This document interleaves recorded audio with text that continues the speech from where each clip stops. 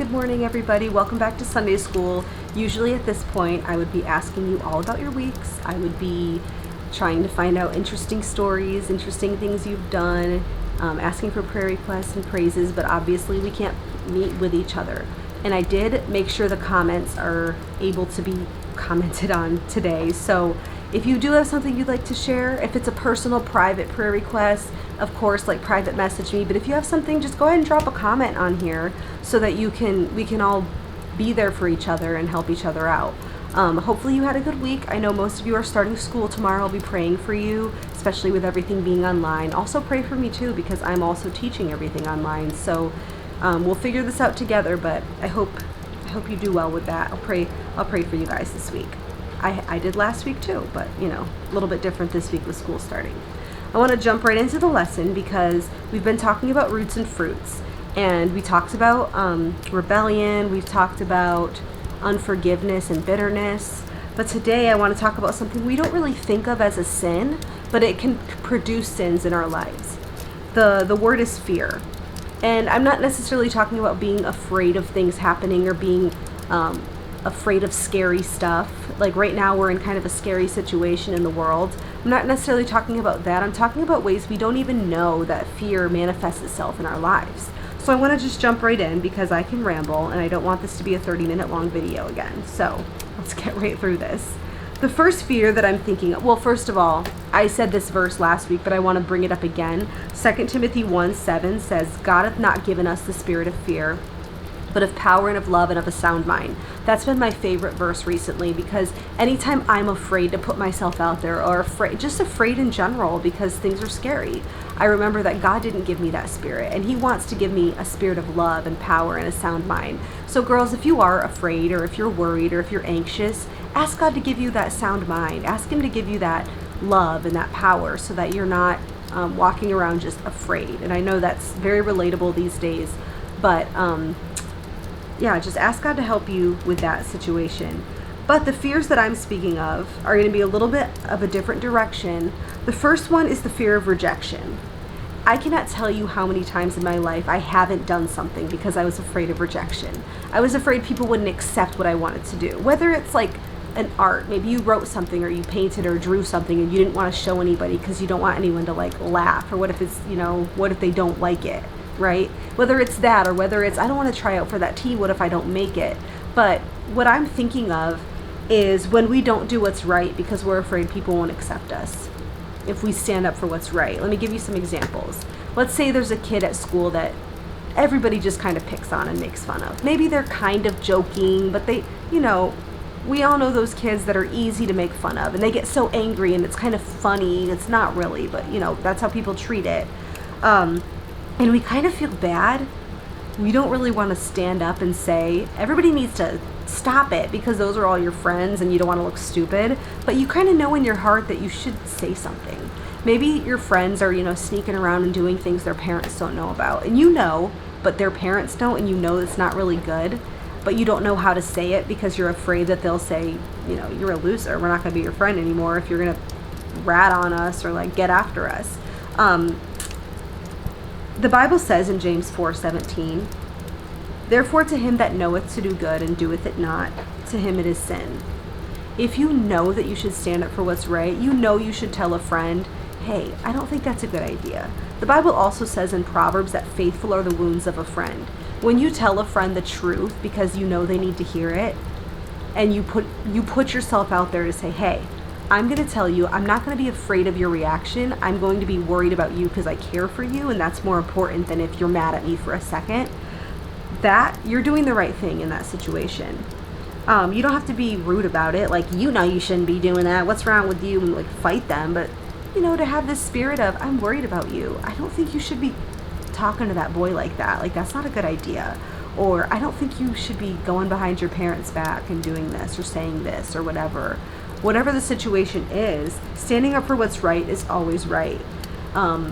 Being afraid of how others will react or if they'll decide they don't accept you anymore because of it, honestly, that fear is leading us to sin because we're not doing what we should be doing. We're not saying what we should be saying. We're not standing up for the vulnerable. We're not helping our friends become better people or helping them grow as a Christian when we let them, we let them do things that we know are not right, and we don't tell them, hey, that's a bad idea. So fear of rejection, that's how it kind of manifests in our life, where we don't want to say the things we know we should say. We don't want to stand up for what's right. So don't let that control you.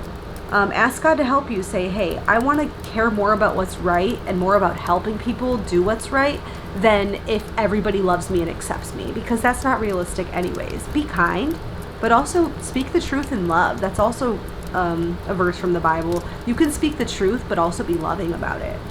So next, the fear of rejection first. Oh, I want to talk about this too. A lot of you have friends who are not necessarily Christians, or you're not sure if they're Christians. And I don't think any of you are ashamed of Jesus. I think you post on your Instagram stories. I know you go to church. I know people must know you go to church. But maybe ask yourself, I've been guilty of this. Are you afraid to talk to them about Jesus? Are you afraid to ask them if they are saved? You don't have to come at them, all loud and crazy, but just ask them, what do you think about God? Do you get to go to church anywhere? What are your thoughts about it?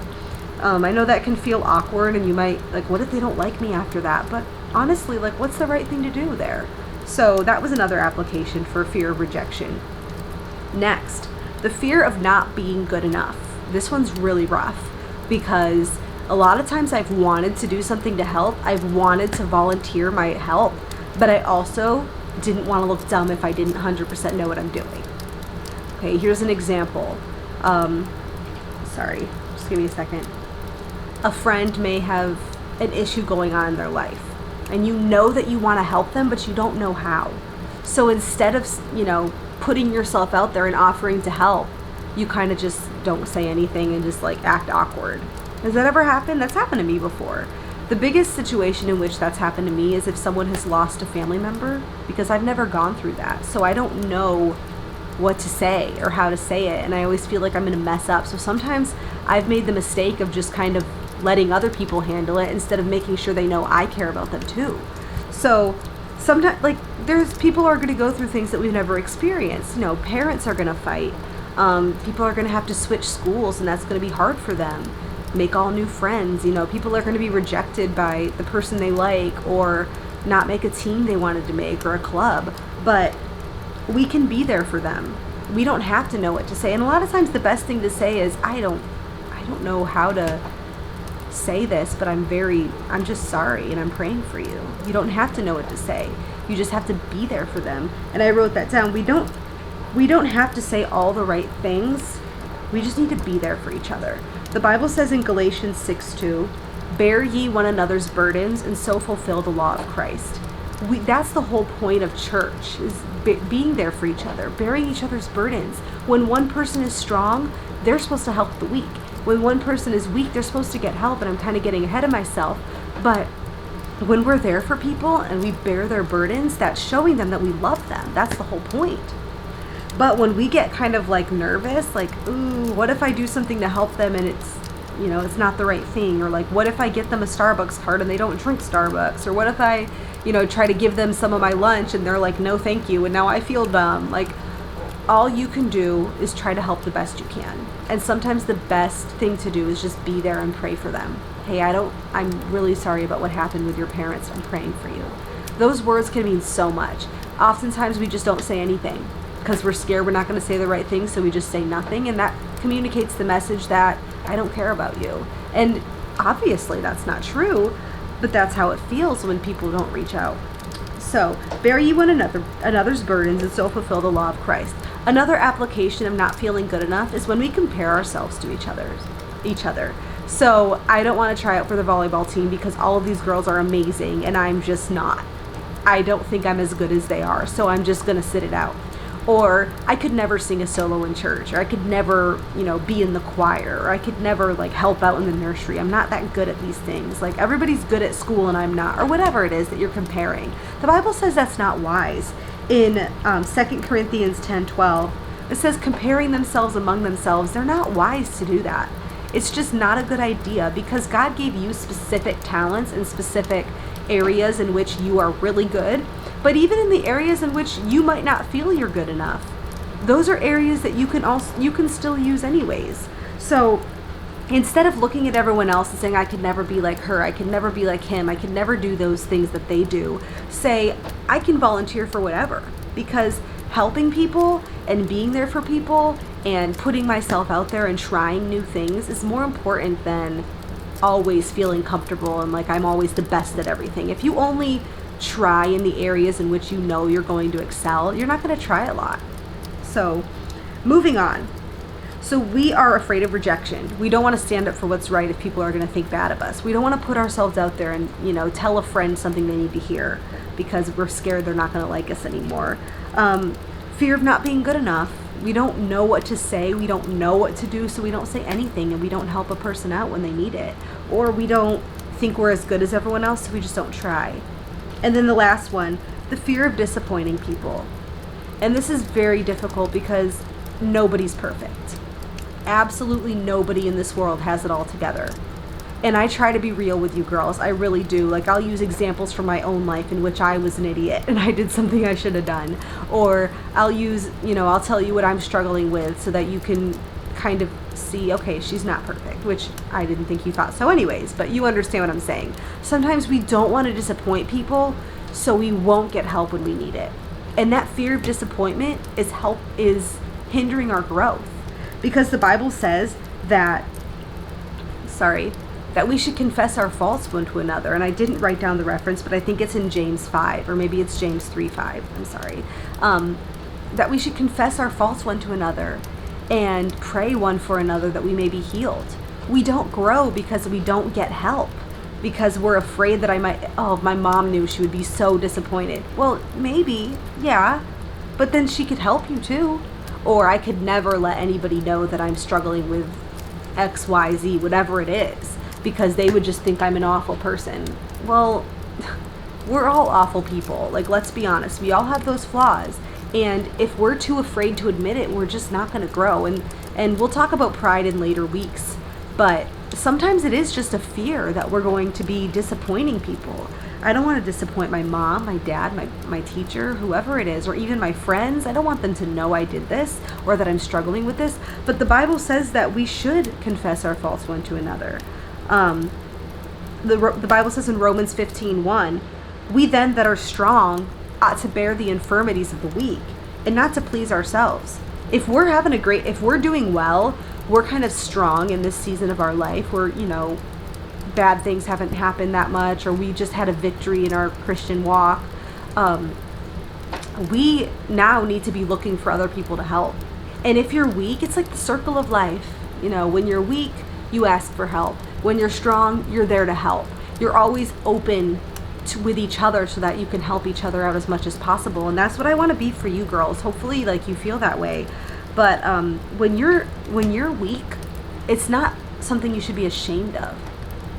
The Christian life, that's what it is. We're weak and he's strong. We're gonna have problems.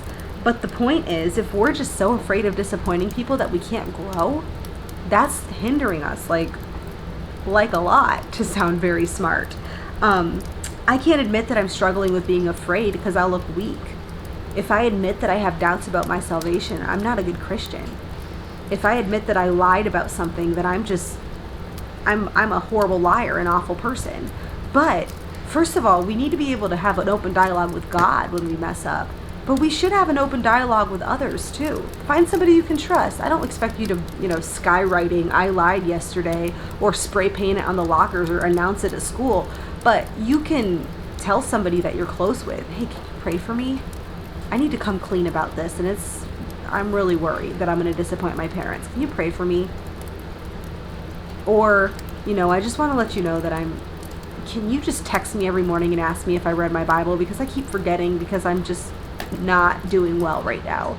Or open up with someone about, you're struggling with whatever it may be. Fear's holding you back from growing if you can't admit or you can't open up about needing help. So that was it for this week. God doesn't give us the fear, but the fear of rejection, the fear of not being good enough, and the fear of disappointing people, all of those things can hold you back from doing good things and from being a better Christian. So I hope you have a good week. I'll be praying for you girls. I care about you. I love you. And I guess I'll see you next week.